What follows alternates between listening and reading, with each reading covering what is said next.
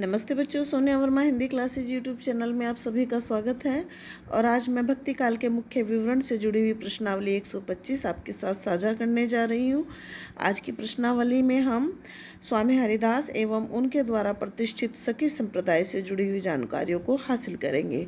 तो चलिए वीडियो को आरंभ करते हैं।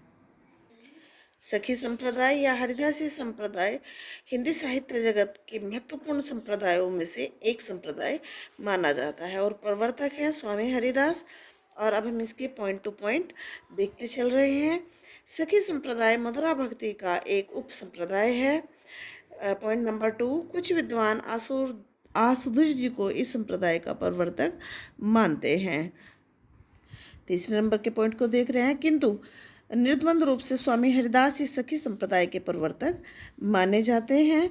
स्वामी हरिदास को ललिता सखी का अवतार माना जाता है। स्वामी हरिदास ने केवल सतत केली क्रीड़ारत राधा कृष्ण की उपासना को ही अपने संप्रदाय में मान्य माना है।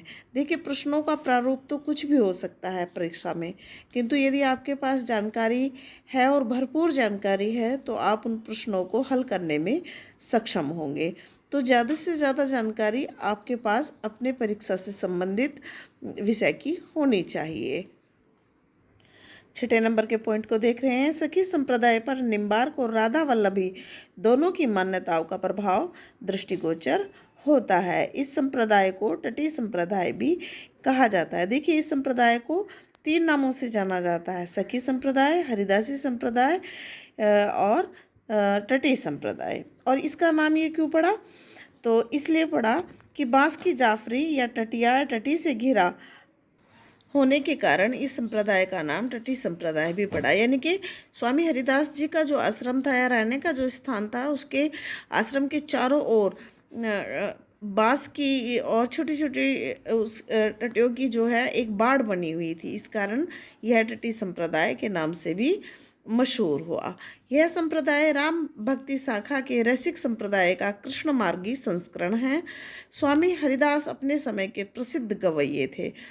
उनका गायन सुनने के लिए ऐसा माना जाता है भगवान श्री कृष्ण राधा जी के साथ स्वयं मौजूद होते थे।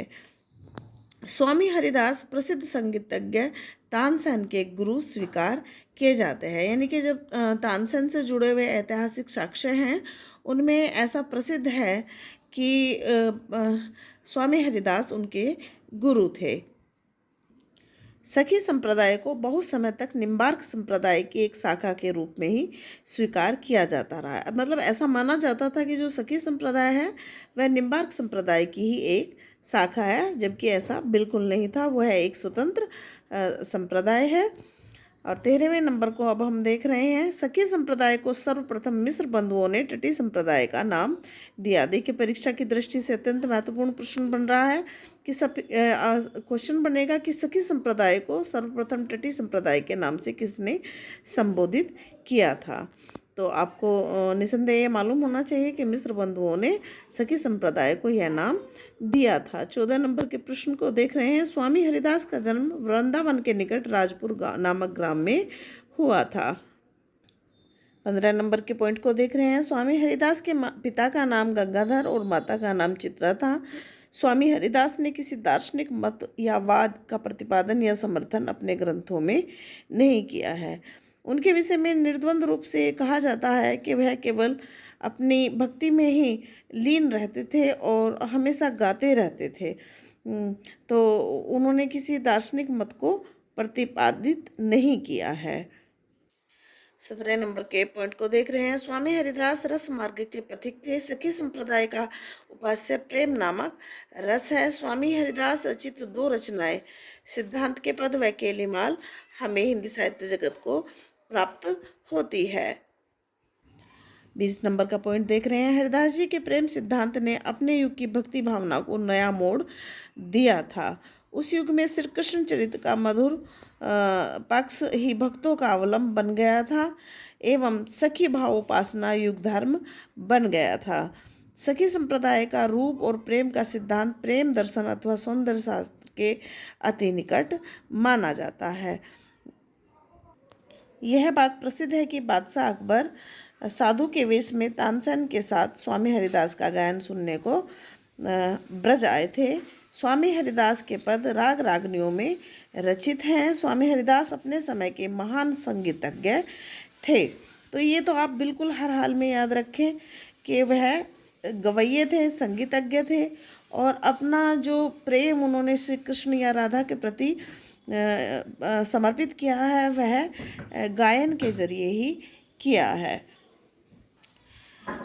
स्वामी हरिदास असुधूर जी के शिष्य थे और स्वामी हरिदास कृत 2 पुस्तकें सिद्धांत के पद और केलीमाल ही हिंदी साहित्य जगत में प्राप्त होती है। और एक बात उनके लिए ये मतलब बड़ी प्रसिद्ध है कि ब्रजमंडल में उनसे बड़ा कोई गवैया नहीं हुआ है जिसने भगवान श्री कृष्ण के प्रेम में रंग कर अपना सब कुछ उन्हें ही समर्पित कर दिया था। आशा करती हूँ आज की प्रश्नावली के पॉइंट्स आपके लिए बड़े महत्वपूर्ण और कारगर सिद्ध होंगे, उपयोगी सिद्ध होंगे। यदि वीडियो पसंद आए तो वीडियो को लाइक कीजिए और चैनल को सब्सक्राइब जरूर कीजिए। चलिए कल फिर मिलते हैं नए कंटेंट के साथ। तब तक के लिए नमस्ते, धन्यवाद।